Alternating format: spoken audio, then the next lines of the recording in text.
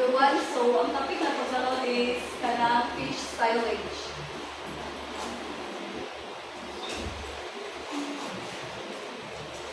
Fish silage is a liquid protein concentrate made from fish or fish waste that is preserved and liquefied by organic acids or fermentation.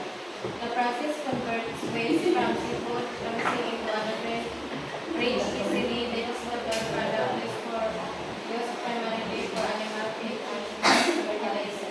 So, ang fish silage ay waste sa mga isda,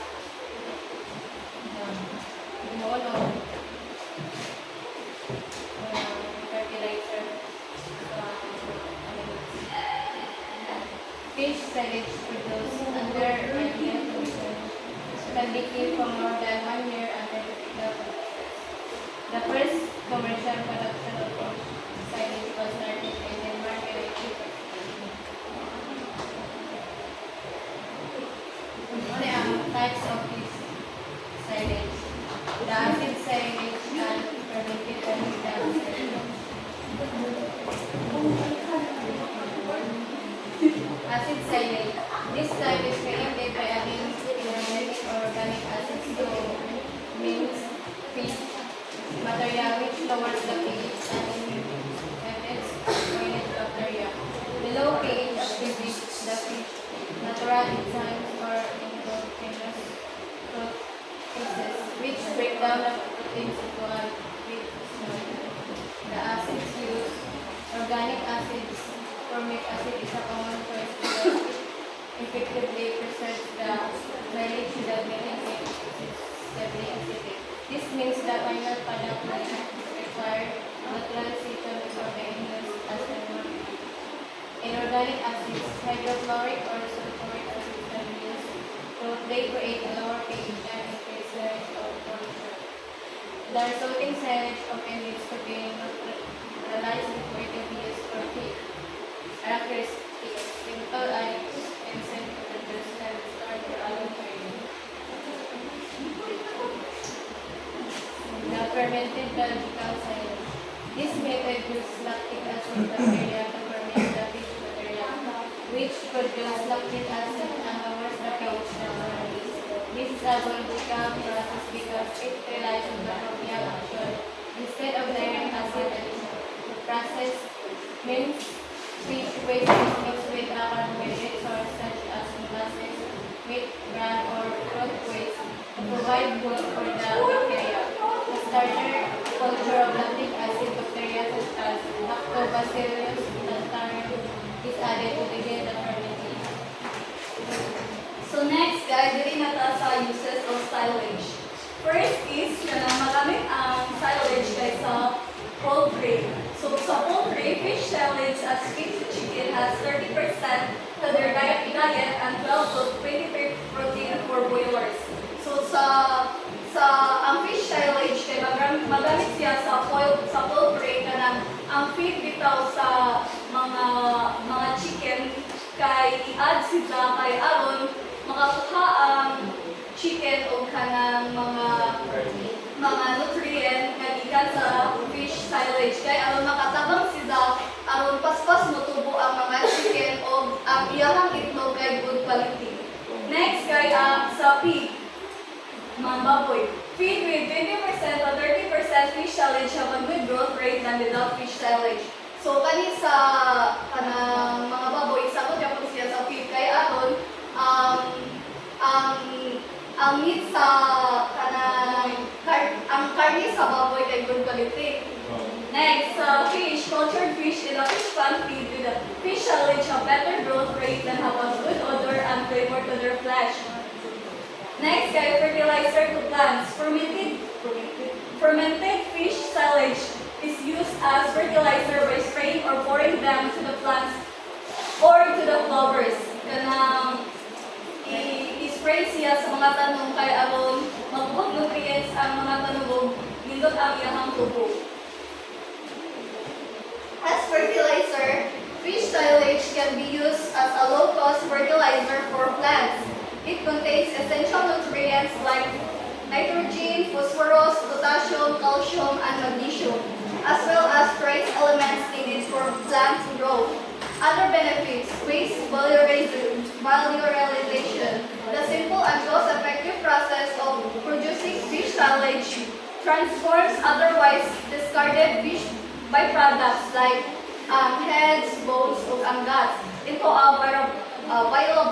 viable products. Next kay ang disease resistance. Some forms of fish silage, especially those treated with organic acids, possess antibacterial properties that can help protect animals from certain pathogens. Mauni ang process sa silage. First kay kanang hinuanin mo siya, kuhanin mo siya mga intestine, then ang mga bukod. Sunod kay waste segregation. Then ana mo ibutang sa then grinder, dira ni mo igali kay ron makuan siya into pieces. Then i-stir nimo, then i-add nimo og kanang additional of acid which is ang formic acid. Tingnan mo ang formic acid kay kanang preservative ni siya kay aron ang fish silage kay dili dali daog. At sunod store. Next, the main principle for fish silage production, use of acid. So magamit ta og acid, i-add mo siya sa mixture nimo aron ay butangan mo siya og inorganic or organic sa mixture. Ang common nga gigamit nila ani kay ang organic acid. Next kay ang enzymatic degradation kanang for digestive disease sa fish or sa animals. Then particle size mo ni kanang i-grinding mo into pieces bitaw kay aron mahimo siyang liquid bitaw. Then makuha sila, mahimo sa tubig. Then quality control, i-make sure nimo nga ang isda nga gigamit nimo kay dili dubok. Kay if dubok sila kay na makaapekto siya sa gi-process nimo nga fish silage man ay makakausa ka ng contamination sa tanan nimo nga gibuhat. Next, potential problems. Dato, gingon na ho na what if nakapalit ka ay if nag-process ka fish silage tapos ang nagamit nimo nga isda kay ang nagamit nimo nga raw material sa isda kay kanang dubok na makaapekto sila sa i-process nimo. Next kay ang safety. So sa safety kay parehas sa to maglab ta, magamit ta og mga kanang apron pero sa ilaha kay gamit sila og lab gown, tapos mag-hairnet, mag-mask, then i-remove po dato ang mga unnecessary mga kuan na. Then equipment, grinder, pump, mixing tank, storage tank, batch production. Sunod. Next, storage of silage. Ibutang mo sa shelf life na kailang pwede po siya 6 months or more than, pwede po din a year. Next, kay quality assurance. I-make sure nimo nga kung mag-process ka fish silage kay dili hugaw imong palibot, kailangan hinlo. I-maintain po nimo nga ang utensils nga gamit nimo kay hinluan. Na separation of oil, o kanang warm ito ang kanang condition, ang warm ito ang condition sa palibot kay kanang ang store nimo nga fish silage kay naay mulutaw nga oil niya then kanang oil niya kay kanang fish oil niya kay magamit siya sa aquaculture. Pwede may samot siya sa feed. Next is separation of bones. Next, ani na ta sa utilization of silage. Directly as feed, then mixed with other feed ingredients used in pellets production and extruded feeds, then fertilizer. Then, sa research article,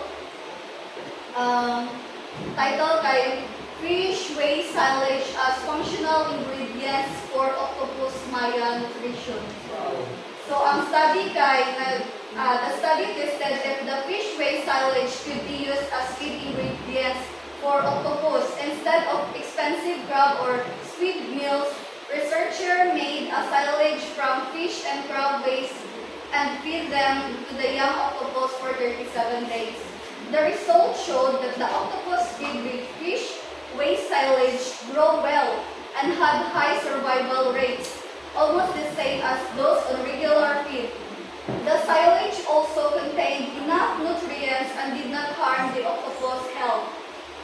In short, the fish waste silage is a good, low-cost, and eco-friendly alternative